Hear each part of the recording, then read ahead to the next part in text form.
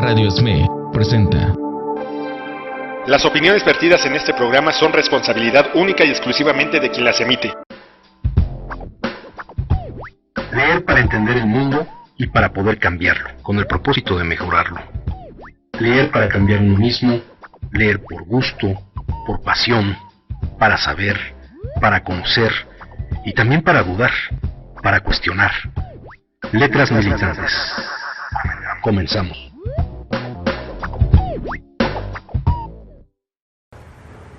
El coronavirus ha desatado un torrente de reflexiones y análisis que tienen como común denominador la intención de dibujar los difusos contornos del tipo de sociedad y economía que resurgirán una vez que el flagelo haya sido controlado. Sobran las razones para incursionar en esa clase de especulaciones, ojalá que bien informadas y controladas, porque si de algo estamos completamente seguros, es que la primera víctima fatal que se cobró la pandemia fue la versión neoliberal del capitalismo. Y digo la versión porque tengo serias dudas acerca de que el virus en cuestión haya obrado el milagro de acabar no solo con el neoliberalismo, sino también como la estructura que lo sustenta, el capitalismo, como modo de producción y como sistema internacional.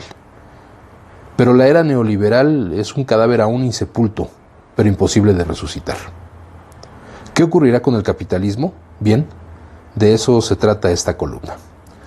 Muy buenas tardes, bienvenidos, esto es Letras Militantes. El día de hoy hemos decidido abordar este texto de un autor muy importante, del doctor Atilo Borón. Él es sociólogo, politólogo, escritor de origen argentino y también ha entrado en esta discusión sobre la pandemia, sobre sus alcances, sobre lo que representa a nivel de cambios en nuestra interacción social. Y bueno, nos ha parecido interesante agregarlo a esta discusión que hemos venido retomando en Letras Militantes con diferentes pensadores sobre este tema de la pandemia. Entonces, vamos a darle lectura en esta ocasión a un texto que se titula La pandemia y el fin de la era neoliberal. Esto, como muchos de los artículos que hemos estado retomando en Letras Militantes, forma parte de una recopilación que se tiene en redes sociales y que, bueno, como lo hemos también venido haciendo, vamos a colocarla en el perfil del programa para que pueda ser consultado directamente por ustedes. Vamos a seguir dándole lectura. Simpatizo mucho con la obra y la persona de Slavoj Žižek, pero esto no me alcanza para otorgarle la razón cuando sentencia que la pandemia le propinó un golpe a lo Kill Bill al sistema capitalista. Luego de lo cual, siguiendo la metáfora cinematográfica, este debería caer muerto a los 5 segundos. No ha ocurrido y no ocurrirá, porque como lo recordara Lenin en más de una ocasión, el capitalismo no caerá si no existen las fuerzas sociales y políticas que lo hagan caer. El capitalismo sobrevivió a la mal llamada gripe española, que ahora sabemos vio la luz en Kansas en marzo de 1918, en la base militar Fort Riley, y que luego las tropas estadounidenses que marcharon a combatir en la Primera Guerra Mundial diseminaron el virus de forma incontrolada. Los muy imprecisos cálculos de su letalidad oscilan entre 20, 50 y 100 millones de personas, por lo cual no es necesario ser un obsesivo de las estadísticas para desconfiar del rigor de las estimaciones difundidas ampliamente por muchas organizaciones, entre ellas la National Geographic Magazine. El capitalismo sobrevivió también al tremendo derrumbe global producido por la Gran Depresión en 1929, que ya en una ocasión retomamos aquí también en Letras Militantes, demostrando una inusual resiliencia, ya advertida por los clásicos del marxismo, para procesar las crisis e inclusive salir fortalecido de ellas.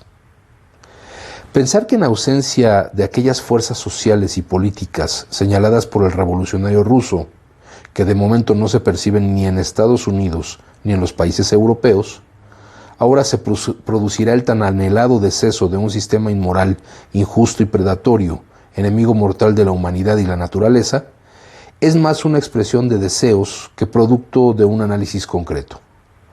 Žižek confía en que, a consecuencia de esta crisis, para salvarse la humanidad tendrá la posibilidad de recurrir a alguna forma de comunismo reinventado. Es posible y deseable, sin dudas, pero como casi todo en la vida social, dependerá del resultado de la lucha de clases, más concretamente de si, volviendo a Lenin, los de abajo no quieren y los de arriba no pueden seguir viviendo como antes. Esto es importante porque efectivamente lo que hace Zizek en su artículo es decir, bueno, ya está muerto el neoliberalismo y va a caer el capitalismo. Y no hay que olvidar, más bien, que Slavoj Zizek es un autor muy provocador. Él gusta de generar polémica a través de ciertas declaraciones que pueden sonar muy radicales o incluso sus interpretaciones actuales o actualizaciones a las tesis de Lenin y de otros pensadores, el propio Marx, sirven para generar una polémica. Y él efectivamente plantea que tenemos que resurgir con alguna forma reinventada de comunismo. Hay algunas expresiones que han ido pues avanzando en el entorno de la actual pandemia que tienen que ver con la interacción. Por ejemplo, en el plano económico, esta consigna de que hay que consumir lo que generan los pequeños productores, que hay que apoyar a nuestras pequeñas tienditas, a nuestros mercados, a la gente que por su cuenta hace comida, en lugar de consumirla a restaurantes de franquicia o a las grandes tiendas comerciales. Bueno, eso va generando, y creo que en la práctica está empezando a hacerlo, un nuevo tipo de práctica de consumo.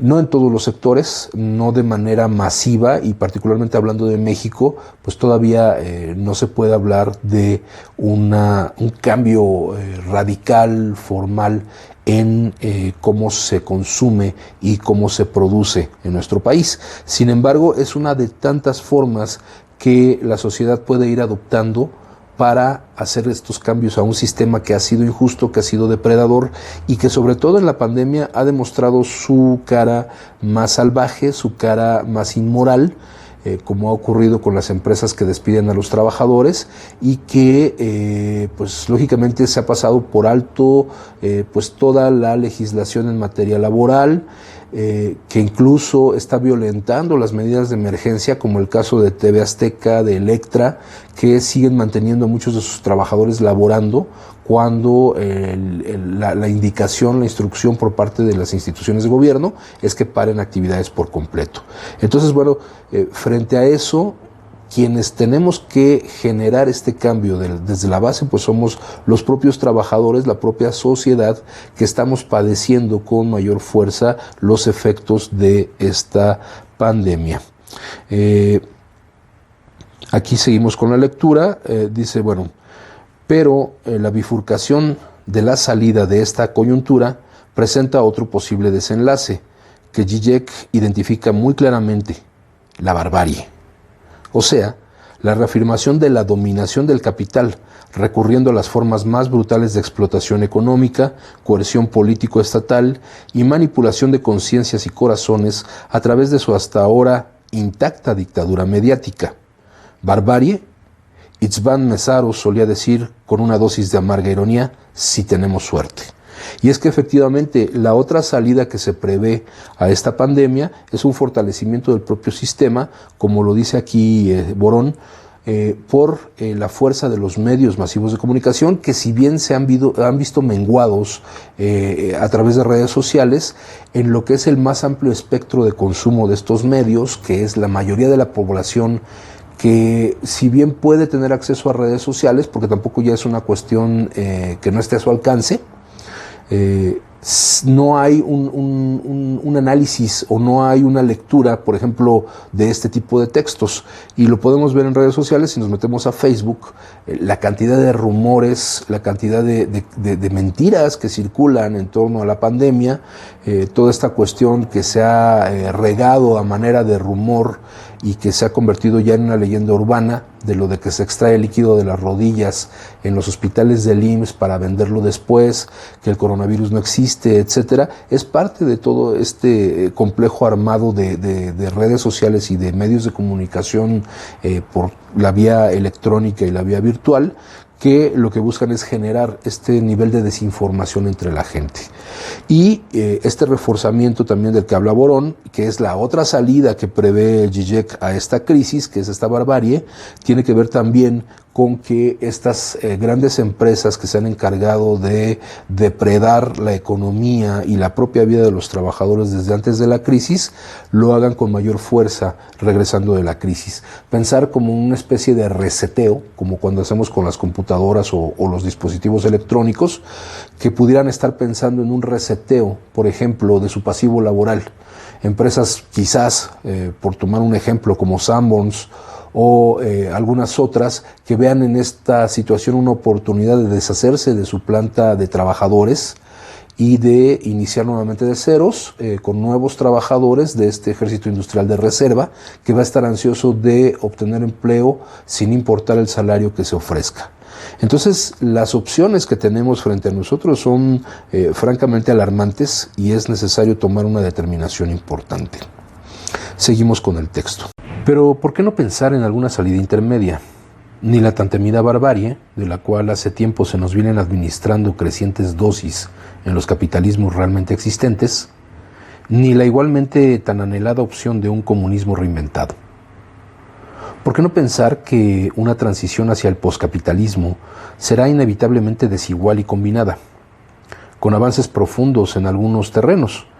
La desfinanciarización de la economía, la desmercantilización de la sanidad y la seguridad social, por ejemplo, y otros más vacilantes, tropezando con mayores resistencias de la burguesía, en áreas tales como el riguroso control del casino financiero mundial, la estatización de la industria farmacéutica, para que los medicamentos dejen de ser una mercancía producida en función de su rentabilidad, las industrias estratégicas y los medios de comunicación, amén de la recuperación pública de los llamados recursos naturales, bienes comunes en realidad. ¿Por qué no pensar en esos muchos socialismos de los que premonitoriamente hablaba el gran marxista inglés Raymond Williams a mediados de los años 80 del siglo pasado? Ante la propuesta de un comunismo reinventado, el filósofo surcoreano Byung-Chul Han salta al ruedo para refutar la tesis del esloveno y se arriesga a decir que tras la pandemia el capitalismo continuará con más pujanza. Es una afirmación temeraria porque si algo se dibuja en el horizonte es el generalizado reclamo de toda la sociedad a favor de una mucho más activa intervención del Estado para controlar los efectos desquiciantes de los mercados en la provisión de servicios básicos de salud, vivienda, seguridad social, transporte, etc. Y para poner fin al escándalo de la hiperconcentración de la mitad de toda la riqueza del planeta en manos del 1% más rico de la población mundial.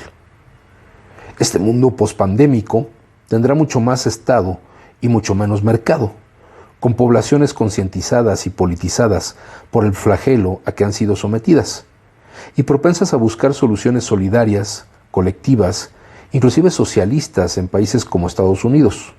Nos recuerda a Judith Butler. También a Judith Butler la hemos retomado en esta discusión sobre la condición específica en los Estados Unidos, y lógico también Byung-Chul Han, que ha planteado que el capitalismo puede salir más fortalecido por el sistema que se ha aplicado tanto en Corea del Sur, en China y en estos países asiáticos, de un mayor control de la población a través de estos sistemas de vigilancia, de un mayor acceso en redes sociales a toda la información que defendemos mucho de este lado del globo terráqueo, que es esta cuestión de la intimidad, de la privacidad, que defendemos la privacidad de nuestra información, nuestras fotos, nuestros datos, nuestros mensajes, y que en Oriente han sido más accesibles a darle esa información al Estado, que lógicamente tiene un mayor control. Y como no estamos hablando de estados comunistas, sino de estados capitalistas, en donde van a tener ese control, bueno, pues el coreano Byung-Chul Han manifestaba que podía darse ese mayor control, que se convirtiera en una constante a nivel global, el control del Estado sobre la información y sobre la intimidad de los ciudadanos. Entonces retomamos, en países como Estados Unidos, nos recuerda Judith Butler, repudiando el desenfreno individualista y privatista exaltado durante 40 años por el neoliberalismo y que nos llevó a la trágica situación que estamos viviendo. Y además, un mundo en donde el sistema internacional ya ha adoptado definitivamente un formato diferente ante la presencia de una nueva tríada dominante. Si bien el peso específico de cada uno de sus actores no es igual. Si Samir Amin tenía razón hacia finales del siglo pasado, cuando hablaba de la tríada formada por Estados Unidos, Europa y Japón, hoy aquella la constituyen Estados Unidos, China y Rusia. Y a diferencia del orden tripolar precedente, en donde Europa y Japón eran junior partners, por no decir peones o lacayos, lo que suena un tanto despectivo, pero es la caracterización que se merecen, de Washington, hoy tiene que vérselas con la formidable potencia económica china, sin duda la actual locomotora de la economía mundial, relegando a Estados Unidos a un segundo lugar, y que además ha tomado la delantera en la tecnología 5G y en inteligencia artificial. Aquí vale la pena hacer una pausa porque justo dentro de este control mediático y donde nos encontramos con informaciones contradictorias y una serie de rumores, pues hoy es característico ver cantidad de notas en las redes sociales en contra de la tecnología 5G, diciendo que incluso es la responsable de esta pandemia, ¿no? Y cuando revisamos todas esas notas y esos videos, nos encontramos con que no hay una fuente científica confiable, sino que todo son generalmente noticias falsas, esto que se le llama fake news.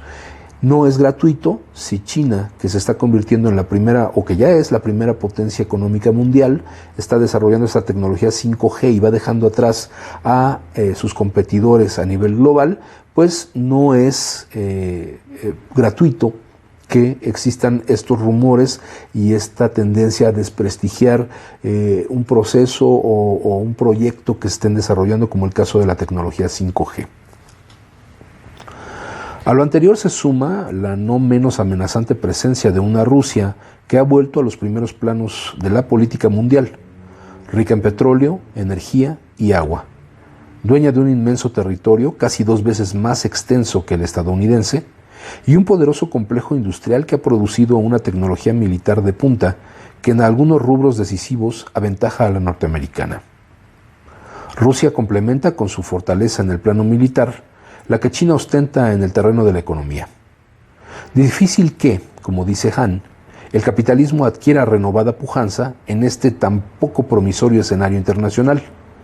Si aquel tuvo la gravitación y penetración global que supo tener, fue porque, como decía Samuel P. Huntington, había un sheriff solitario que sostenía el orden capitalista mundial con su inapelable primacía económica, militar, política e ideológica.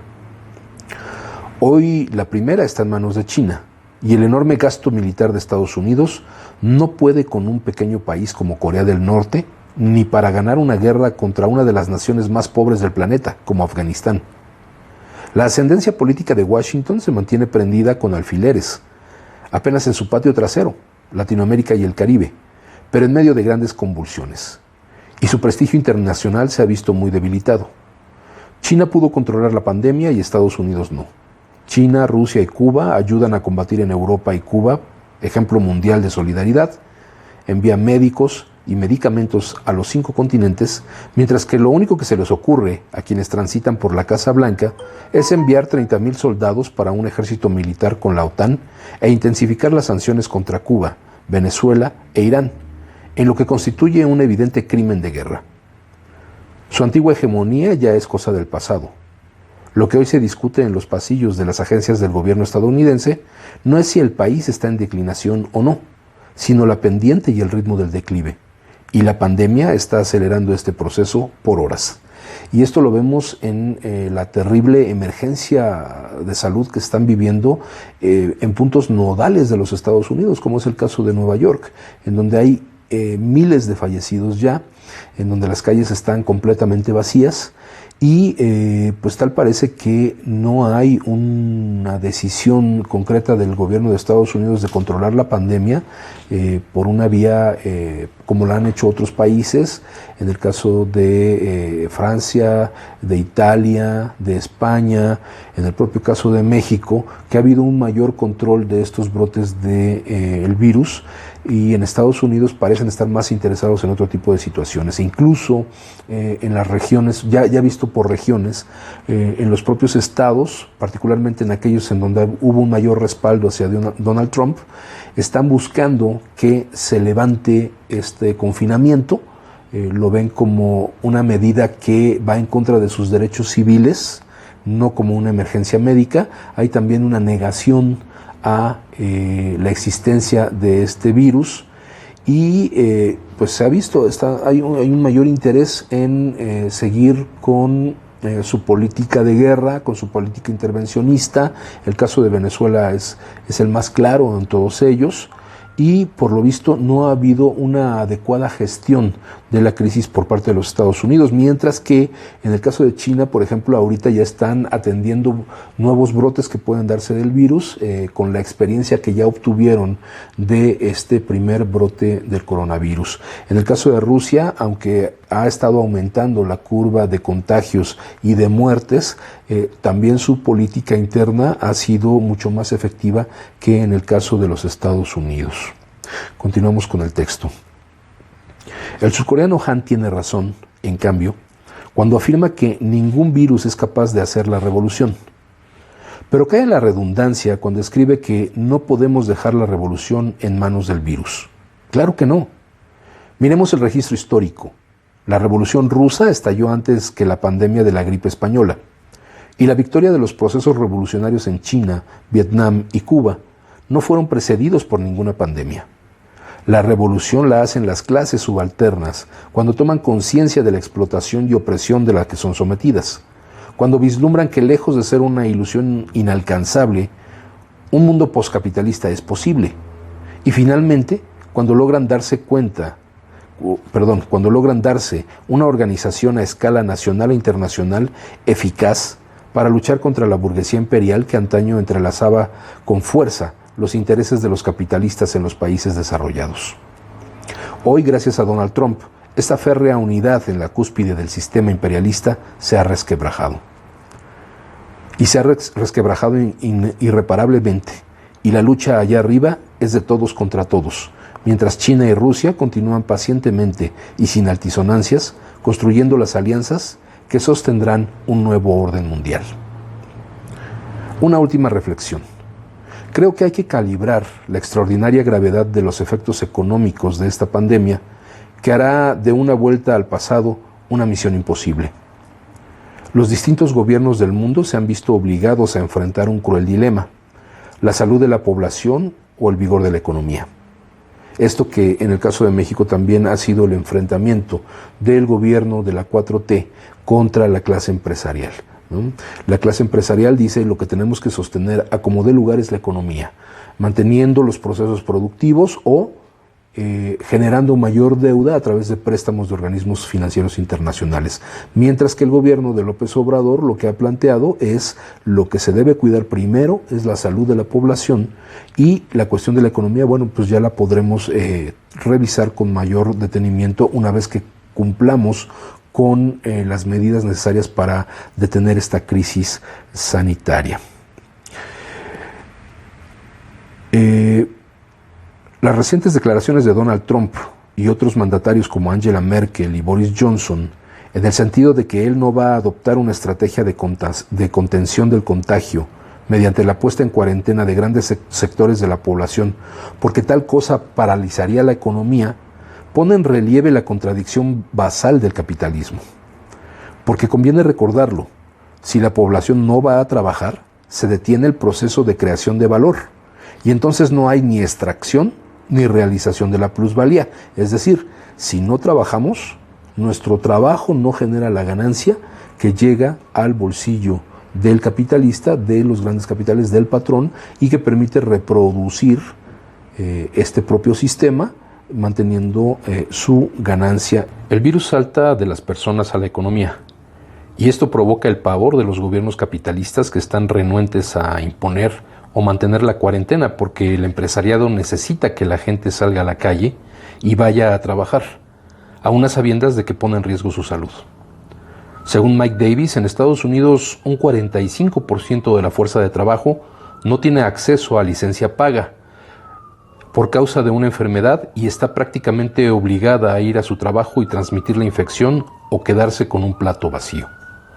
La situación es insostenible por el lado del capital, que necesita explotar a su fuerza de trabajo y que le resulta intolerable que se quede en casa. Y por el lado de los trabajadores, que sí acuden a su trabajo o se infectan o hacen lo propio con otros y se quedan en casa y no tienen dinero para subsistir a sus más elementales necesidades. Esta crítica encrucijada explica la creciente beligerancia de Trump contra Cuba, Venezuela e Irán y su insistencia en atribuir el origen de la pandemia a los chinos. Tiene que crear una cortina de humo para ocultar las nefastas consecuencias de largas décadas de desfinanciamiento del sistema público de salud y de complicidad con las estafas estructurales de la medicina privada y la industria farmacéutica de su país. O para achacar la causa de la recesión económica a quienes aconsejan a la gente quedarse en sus casas. Que esa, pues es la posición que hemos visto que tiene el empresariado mexicano, ¿no? Que atribuye que la economía se detiene a que los trabajadores no acuden a sus centros de trabajo, lo que en realidad eso representa que ellos dejan de percibir su ganancia.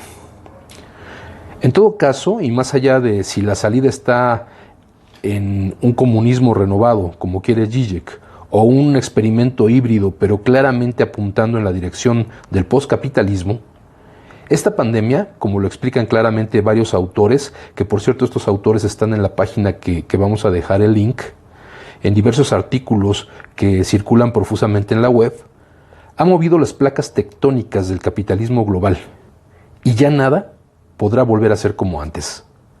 Además, nadie quiere, salvo el puñado de magnates que se enriquecieron con la salvaje rapiña perpetrada durante la era neoliberal, que el mundo vuelva a ser como antes. Aquí hay que hacer un planteamiento también. Hay una perspectiva que nos dice que efectivamente no vamos a regresar a una normalidad que existía antes de la pandemia, cuando esa normalidad pues ya de por sí era contraria a los intereses de la clase trabajadora. Y hay otra vertiente que dice que vamos a volver al sistema que existía, que realmente no va a haber cambios. Creemos desde las diferentes perspectivas que hemos abordado aquí que sí va a haber cambios. Va a haber cambios desde la interacción de los propios seres humanos como trabajadores en el transporte público, en sus centros de trabajo, en la relación con sus familias, en las relaciones de amistad, en las actividades sociales, culturales, en los intercambios a nivel de actividades recreativas. Va a haber cambios fuertes. Y a nivel económico, pues lógicamente va a haber cambios importantes. ¿Por qué? Porque nos queda claro que lo que han intentado los grandes capitales, los medios masivos de comunicación y los gobiernos que sirven como parapeto a estos intereses es que justamente haya un cambio radical, que haya una manera diferente de afrontar las relaciones, pero que también esta pandemia ha sido la responsable de la crisis económica que se va a venir en los próximos meses y años, cuando la pandemia fue una mera excusa para ocultar parte de esa crisis que ya se veía venir desde el año pasado y que lógicamente con la crisis sanitaria que estamos viviendo lo único que va a hacer es agudizar estas condiciones económicas y prolongar un proceso de reactivación económica y de salida, por lo menos parcial, a la crisis económica que se está viviendo. Hay una recesión global. Hay un enfrentamiento entre las distintas potencias económicas. China ha tomado la vanguardia, Rusia busca también avanzar por encima de los Estados Unidos. Estados Unidos lo que busca es reactivar una economía de guerra. Y finalmente lo que queda claro es que esta pandemia ha sido la excusa perfecta para posicionar a las ideologías que mueven a estos gobiernos. Y entonces, ¿qué nos queda? Bueno, pues estar al pendiente de estas situaciones y podamos tener una perspectiva clara de qué podemos hacer como trabajadores. Tremendo desafío para quienes queremos construir un mundo postcapitalista, porque sin duda la pandemia y sus devastadores efectos ofrecen una oportunidad única, inesperada, que sería imperdonable desaprovechar. Por lo tanto, la consigna de la hora para todos los esfuerzos anticapitalistas del planeta es concientizar, organizar y luchar. Luchar hasta el fin, como quería Fidel, cuando en un memorable encuentro con intelectuales, sostenido en el marco de la Feria Internacional del Libro de La Habana, en febrero del 2012, se despidió de nosotros diciendo: si a ustedes les afirman, tengan la seguridad de que se acaba el planeta y se acaba esta especie pensante, ¿qué van a hacer? ¿Ponerse a llorar? Creo que hay que luchar. Es lo que hemos hecho siempre, manos a la obra. Así termina este texto de Atilio Borón, titulado, como ya hemos dicho, La pandemia y el fin de la era neoliberal. Es, bueno, un aporte más, un aporte crítico, un aporte analítico a las diferentes perspectivas que se han ido presentando desde diferentes rincones del mundo con diferentes pensadores de disciplinas como la sociología, la filosofía, incluso desde la literatura propiamente, y que creemos es importante abordar para pensar esta crisis que estamos viviendo. Con esto llegamos al fin del programa del día de hoy de Letras Militantes y queremos invitarlos nuevamente a que visiten el perfil de Letras Militantes en Facebook para que puedan conocer los links, los enlaces con las páginas en donde se encuentran estos textos.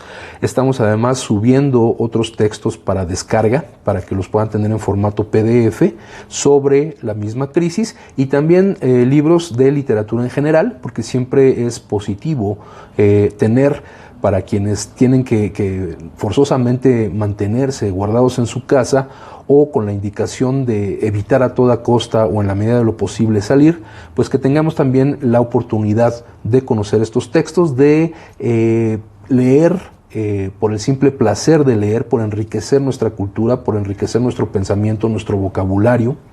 Y entonces pues ahí podrán encontrar varias referencias a textos clásicos, a textos modernos, de literatura en general, de poesía. Hemos subido algunas cosas de, por ejemplo, el cantautor canadiense Leonard Cohen, que están traducidos y tienen también ahí el original en inglés para que se pueda, quienes quieran, hacer la comparación de la traducción. Invitarlos también a que visiten el perfil de Cineclub Artes 45, también en Facebook, en donde también estamos promoviendo el que se vean películas de cine mexicano, películas de arte, para que también estos momentos en los que tengamos la posibilidad de distraernos, de tener un poco de esparcimiento, lo aprovechemos pues con material que es mejor que mucho de la oferta que se tiene en la televisión comercial, en la televisión abierta o incluso en estos servicios de streaming como Netflix y otros, que también tienen ofertas interesantes. Ya iremos haciendo las recomendaciones y sugerencias, pero de entrada en Cineclub Artes 45 pueden encontrar los enlaces con las películas completas que pueden ver sin necesidad de pagar un centavo a través de ciertas plataformas que hay en internet. Y también ahí estamos incluyendo algunos textos sobre la historia del cine y enlaces relacionados con festivales de cine que están ofreciendo sus películas también para poderlas ver de manera gratuita y digital a través de estos medios. Bueno, pues con estas recomendaciones nos despedimos. Soy Juan José Gómez Beristain, esto es Letras Militantes y agradecemos su atención como todas las semanas. Nos vemos la próxima semana. Muy buenas tardes y muchas gracias por su atención. Decía Samuel Smiles, el libro es una voz viviente, es una inteligencia que nos habla y que escuchamos. Acompáñanos en la próxima emisión de Letras Militantes, a través de Radio SME, donde a los libros les damos la palabra.